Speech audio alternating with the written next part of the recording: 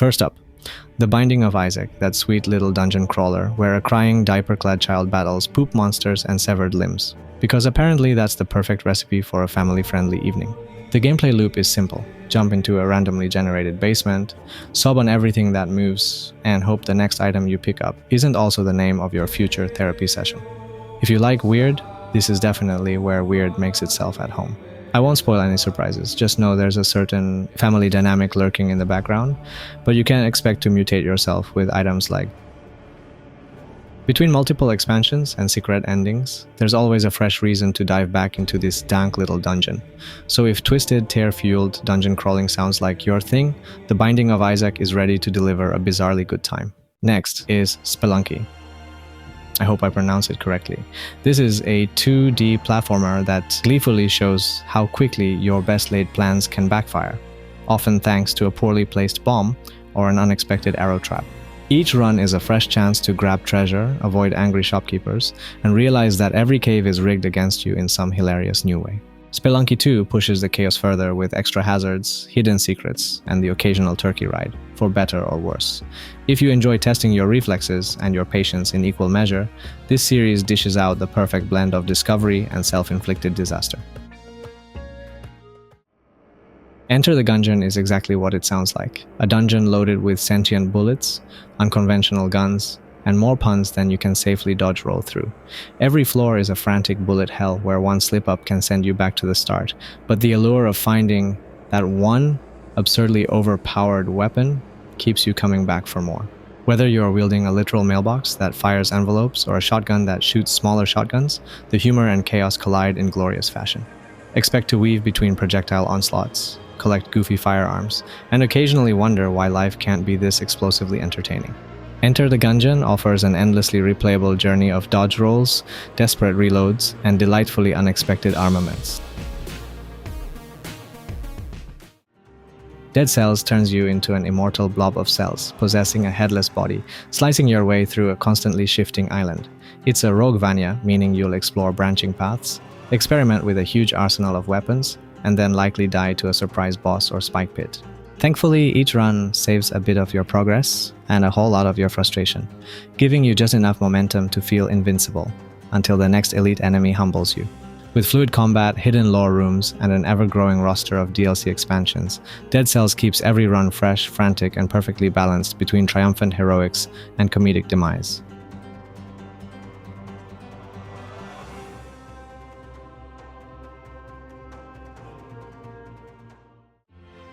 Slay the Spire blends deck-building strategy with roguelite randomness, so every card draw can be your saving grace or your swift downfall. You'll ascend a tower filled with bizarre creatures and bosses, picking up relics that supercharge your deck or sometimes curse it along the way. Expect to chase that perfect combo, only to watch the enemy whip out an attack you're unprepared for, leaving you frantically blaming the RNG gods. But each defeat fuels your next attempt, nudging you to tweak your deck, experiment with new builds, and climb again. In Slay the Spire, it's all about learning from your losses, right before they happen again. After wrestling with random card combos in Slay the Spire, let's look at another game where chance still rules. But this time, your family tree is on the line. Rogue Legacy puts a family spin on the whole start over idea. Every time your character bites the dust, one of their heirs takes over, often with weird traits like color blindness or chronic dizziness. Rogue Legacy 2 keeps that concept but polishes the platforming, the classes, and the castle itself. It's a bit like The Binding of Isaac, except instead of collecting power-ups, you're building a family legacy, one that's sometimes cursed, but always entertaining. If you've ever wondered what it's like to blame your ancestors for your own failures, this series will give you plenty of excuses. So you've inherited random traits in Rogue Legacy. Now let's see if you can survive a game where timing means everything, and being offbeat is practically a death sentence.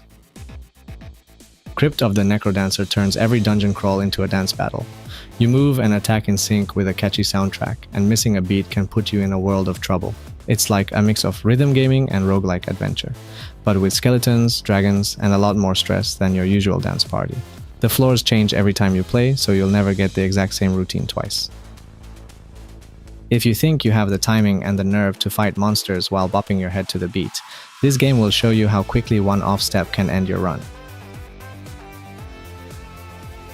After grooving your way through Crypt of the Necrodancer, let's crank up the chaos with a radioactive wasteland and a whole lot of bullets. You'll scavenge different weapons, like shotguns, laser pistols, or even grenade launchers, and pick from a quirky cast of characters, each with a special skill.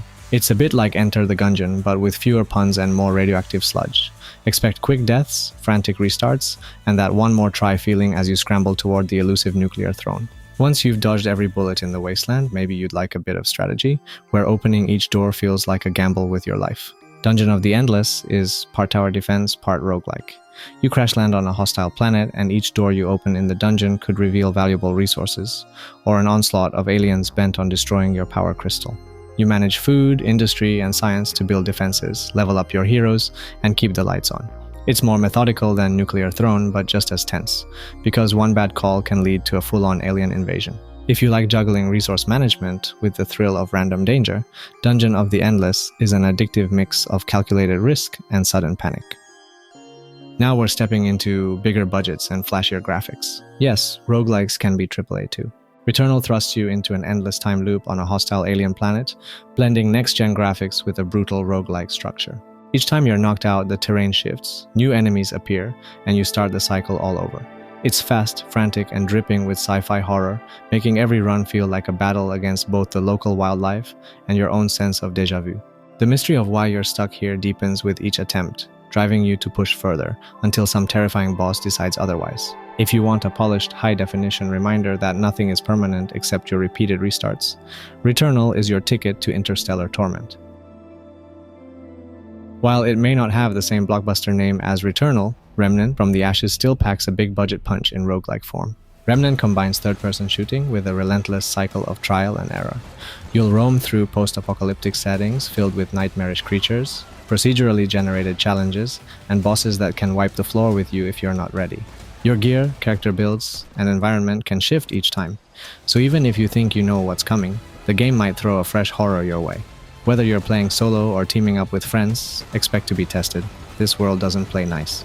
If you're looking for a gritty, action-packed roguelike that feels a bit more mainstream, Remnant will keep your adrenaline pumping. Now we're shifting to recent gems that might have flown under your radar, games that twist the formula in surprising ways. Cult of the Lamb is both adorable and unsettling, inviting you to run your own cute little cult in the woods. Yes, really. Between dungeon crawling for resources and dark rituals to keep your followers obedient, there's never a dull moment. 1 minute, you're building charming houses and farms. The next, you're sacrificing a fuzzy woodland creature for the greater good, or evil.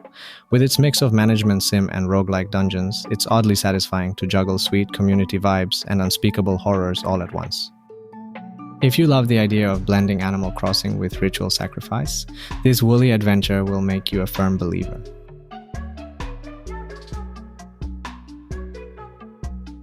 Fresh from managing a creepy cult in Cult of the Lamb, let's pivot to something a bit more business-minded, yet still full of dungeon-crawling danger. Moonlighter casts you as a shopkeeper by day and a fearless adventurer by night. You'll explore ever-changing dungeons, gather loot, then put it all on sale in your humble storefront come morning. Balancing your inventory and pricing is as key to survival as swinging your sword, because selling your hard-earned gear keeps you afloat for the next dive. It's a neat twist, half small-town commerce, half roguelike dungeon romp, with each run yielding fresh treasures. If you love the thrill of risk and reward, and enjoy running a shop as much as slaying monsters, Moonlighter offers a charming balance of both. After stocking up on loot in Moonlighter, let's roll into another unique twist on roguelike mechanics, this time with a little dicey fun. Dicey Dungeons turns chance into a lively game show where you use dice to power your attacks and skills. Each new run is a fast-paced mix of deck building, turn-based strategy, and a dash of luck. You'll unlock quirky characters with different playstyles, from a robot who must manage dice rolls carefully, to a thief who gleefully borrows opponent gear. The floors are randomized, the enemies are offbeat, and your dice rolls can either make you feel like a genius or an unlucky doofus. If you don't mind a bit of RNG in your roguelike adventures, Dicey Dungeons brings a playful spin that's surprisingly addictive.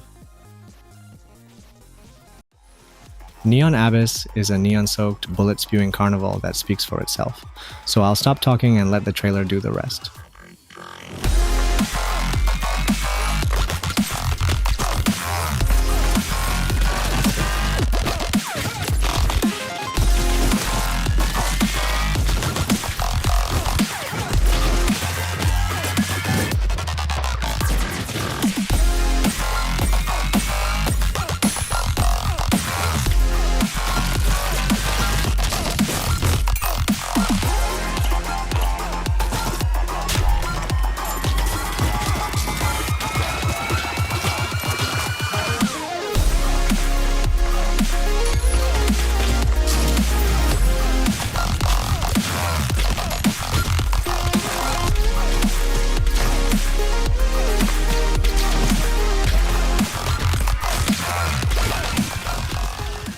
After Neon Abyss's killer soundtrack, Gunfire Reborn's blasting in with furry mayhem. Gunfire Reborn is a roguelite that drops you into colorful stages as a sharpshooting cat, a mystical dog, or other furry heroes, each with unique skills.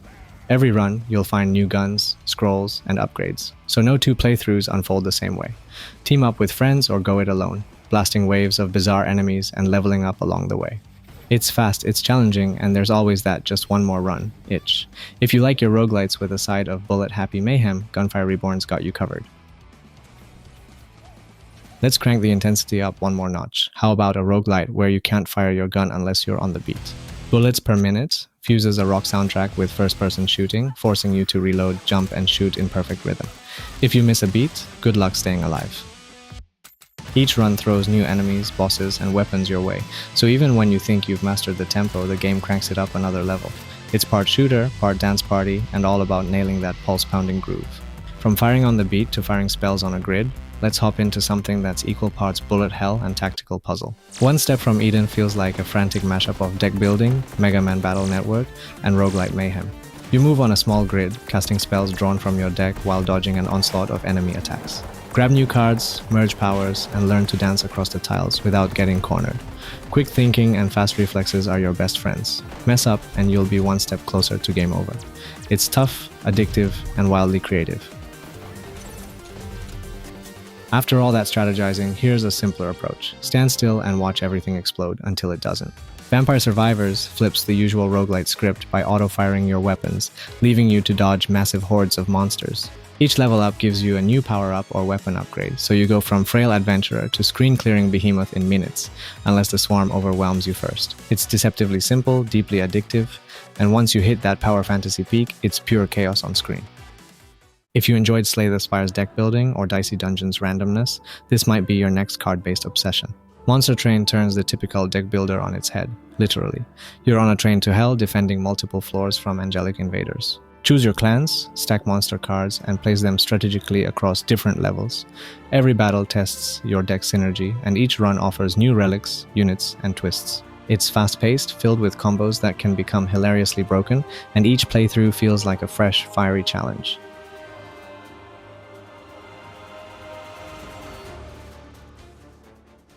Finally, let's slow the pace, without easing the difficulty, with a turn-based roguelike that gives you time to think before you swing. Crown Trick is a hand-drawn, turn-based adventure where every move you make, the enemies make one too. Timing and position matter more than raw button mashing. You'll collect and fuse elemental skills, confront quirky bosses, and map out each randomly generated labyrinth at your own pace. Just don't get too comfortable. One wrong step can lead to a swift end. It's a stylish, thoughtful spin on the roguelike formula that rewards both strategy and creativity. With Crown Trick's strategic approach, you've got plenty of new indie darlings to keep your backlog and your patience pushed to the limit. So there you have it. Some of the best roguelikes to test your skill and patience. If you've got a favorite that didn't make the list, drop it in the comments. And if you enjoyed this, a like goes a long way. Now, go embrace the chaos.